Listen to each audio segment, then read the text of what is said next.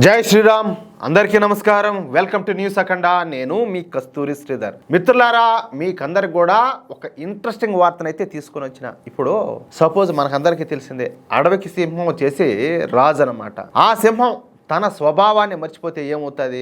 గుంటనక్కలు కూడా లెక్క చేయవు. అట్టగా ఇప్పుడు ప్రపంచంలో ఎవరేమనుకున్నా కూడా భారతదేశాన్ని మించిన దేశం, భారతదేశాన్ని కొట్టే దేశమే లేదు. కానీ మన దరిద్రం, మన దౌర్భాగ్యం కొద్దీ ఇక్కడ రాజకీయాలు చేసేటటువంటి కొంతమంది సన్నాసులు మన దేశ ప్రయోజనాల కంటే పక్క దేశ ప్రయోజనాల కోసం ఎక్కువగా పనిచేస్తూ ఉంటారు. కాబట్టి మన బతుకులు ఎట్టకాలబడినాయి. దాంతోపాటు స్వాతంత్రం వచ్చిన తర్వాత, ఏది మన దేశానికి స్వాతంత్రం వచ్చిన తర్వాత దశాబ్దాల పాటు పరిపాలించినటువంటి ఒక పార్టీ మన దేశాన్ని లూటీ చేసి పారదొబ్బింది. దానివల్ల ఆర్థికంగా ఇంకా మనం వెనకబడి ఉన్నాం. కానీ నరేంద్ర మోడీ గారు వచ్చిన తర్వాత ఇప్పుడిప్పుడే అన్ని రంగాల్లోనూ మన దేశం అయితే అభివృద్ధి చెందుతుంది. అయితే ఇక్కడ విషయం ఏంటంటే, మన భారతీయతను మర్చిపోతే భారతదేశంలో హిందువులు మెజారిటీలు, ఆ మెజారిటీలు అయినటువంటి హిందువులు భారతదేశం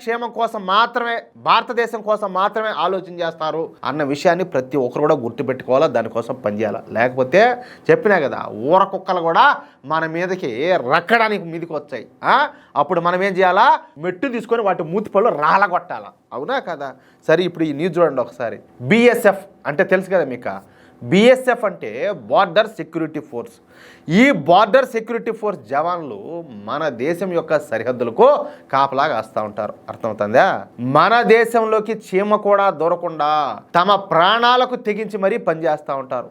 తమ విధులలో భాగంగా తమ ప్రాణాలను అడ్డుపెట్టి తమ బాధ్యతలనైతే నిర్వర్తిస్తూ ఉంటారనమాట. నేనేదో మన బిఎస్ఎఫ్ జవాన్ల గురించి లేనిపోని గొప్పలు చెప్పడంలే. ఈరోజు మనం ఇక్కడ క్షేమంగా బతున్నాము, మనం తింటున్నాము, మన నిద్రపోతున్నాము, మనం కులుకుతున్నాము, మన తందనాలు వేస్తున్నాము అంటే దానికి కారణం ఎవరు అంటే వాళ్ళు తమ సంతోషాలను పక్కన పెట్టి తమ కుటుంబానికి దూరంగా ఉండి దేశాన్ని తమ కుటుంబం అనుకొని చెప్పేసి ఈ దేశాన్ని కంటికి రెపలా కాపాడుకుంటా ఉంటే మనం ఇక్కడ కథలు దొబ్బుతున్నాం. అవునా కాదా?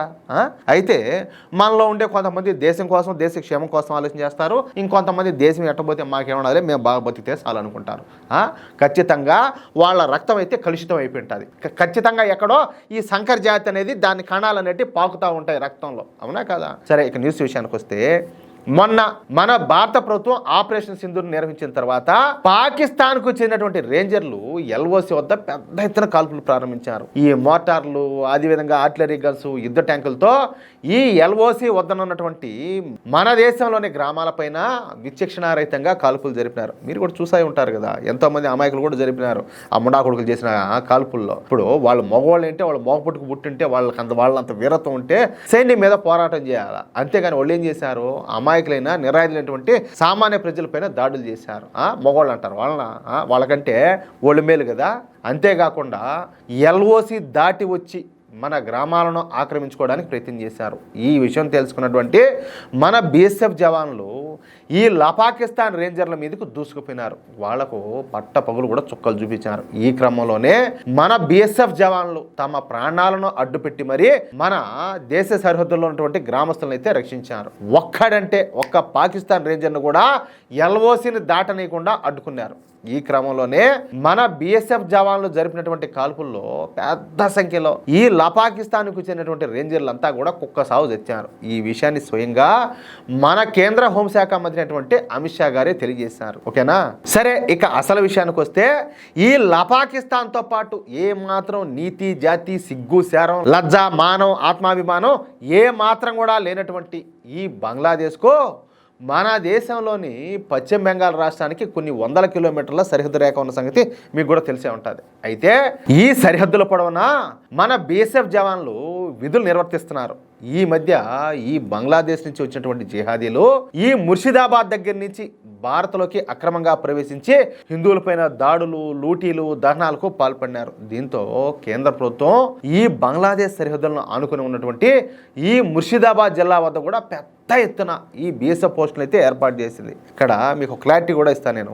ఇంతకుముందు ఈ ముర్షిదాబాద్ వద్ద బిఎస్ఎఫ్ జవాన్లు పెద్ద ఎత్తున లేకపోవడానికి కారణం అవుతున్నది. అక్కడ బిఎస్ఎఫ్ పోస్టులను ఏర్పాటు చేసుకోవడానికి మమతా బెనర్జీ ప్రభుత్వం పర్మిషన్ ఇవ్వాల. చూడండి, అంటే ఆ వల్లోళ్ళు కావాలి, ఇంకో ఆ వల్లోళ్ళు వచ్చి బాగా మింగిపోతా ఉంటే ఇంక బాగుంటుంది సమ్మగా, అంతేగాని మనోళ్ళు ఏమాత్రం కూడా పట్టించుకోదు. కానీ ముర్షిదాబాద్లో అల్లర్లు జరిగిన తర్వాత ఇక మమతా బెనర్జీ ప్రభుత్వంతో ఏ మాత్రం కూడా సంబంధం లేకుండానే పీక్కునేవాళ్ళే పోన్నట్టు కేంద్ర ప్రభుత్వం అక్కడ బిఎస్ఎఫ్ పోస్టులను భారీ ఎత్తున ఏర్పాటు చేసింది. సరే, ఇకపోతే మన బిఎస్ఎఫ్ జవాన్లు ఈ ముర్షిదాబాద్ బంగ్లాదేశ్ సరిహద్దుల వద్ద పహారా అయితే కాస్తా ఉంటారు కదా. ఈ క్రమంలోనే నిన్న రాత్రి మన బిఎస్ఎఫ్ జవాన్లకు దూరంగా ఏదో అలికిడి అయినట్టు శబ్దం ఏదో వినిపించిందంట. దీంతో ఇక మన బిఎస్ఎఫ్ జవాను అటువైపు పరిగెత్తుకుంటా పోయినాడు. ఏంద్ర స్వామి ఏదో శబ్దం వచ్చింది అని. అయితే అక్కడ దాదాపుగా 100 మంది ఈ బంగ్లాదేశీలు ఈ సరిహద్దులను దాటి మన భారత భూభాగంలోకి ప్రవేశించడానికి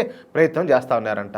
అయితే వాళ్ళు 100 మంది ఉన్నారు, మనోడు ఒక్కడే ఉన్నాడు. అయినప్పటికీ మన బిఎస్ఎఫ్ జవాను తీవ్రంగా పోరాడి ఆ బంగ్లాదేశ్కు చెందినటువంటి జాంబీలను మన భారత భూభాగంలోకి ప్రవేశించకుండా అడ్డుకున్నాడు. దీంతో వెనుక వైపు నుంచి ఏదా సన్నాసుల్లా దద్దమ్మల్లా ఆడంగిల వెదల్లా వెనక వైపు నుంచి దాడి చేసి ఈ బంగ్లాదేశ్ జాంబీలు మన బిఎస్ఎఫ్ జవాన్ను కిడ్నాప్ చేసి బంగ్లాదేశ్లోని నవాబ్గంజ్ ప్రాంతానికి తీసుకుపోయినారు. ఇక ఈ విషయం తెలుసుకున్నటువంటి మన ఇతర బిఎస్ఎఫ్ జవాన్లు ఆగ్రహంతో రగిలిపోయినారు.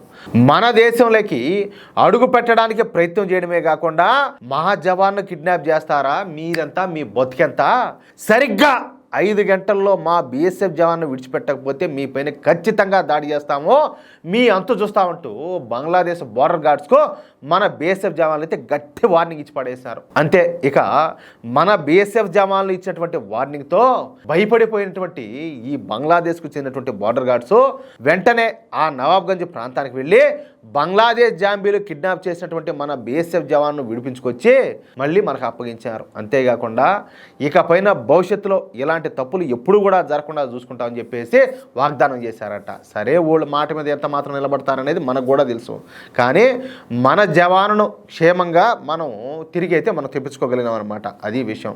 ఏమైనా నేను చెప్తున్నా కదా, ఈ జాతి ఎక్కడైతే ఉంటుందో అది ప్రమాదం. ఆ జాతిని కనీసం ఆ అంచులు కూడా రాకుండా మనం చూసుకోవాలా, అప్పుడే మనం సేఫ్గా ఉన్నట్టు. లేకపోతే ఇప్పటికైనా కూడా బరువే. అది విషయం.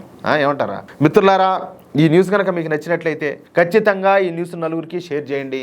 అదేవిధంగా ప్రతి ఒక్కరు కూడా మీ యొక్క అమూల్యమైన అభిప్రాయాలను ఖచ్చితంగా స్పష్టంగా కామెంట్ రూపంలో తెలియజేయండి. ఇంకో విషయం ఏంటంటే, ఇంతవరకు మీరు కనుక మన ఛానల్ను సబ్స్క్రైబ్ చేసుకున్నట్లయితే ప్రతి ఒక్కరు కూడా మన ఛానల్ను సబ్స్క్రైబ్ చేసుకోండి, సపోర్ట్ చేయండి ప్లీజ్. జై శ్రీరామ్, జై హింద్.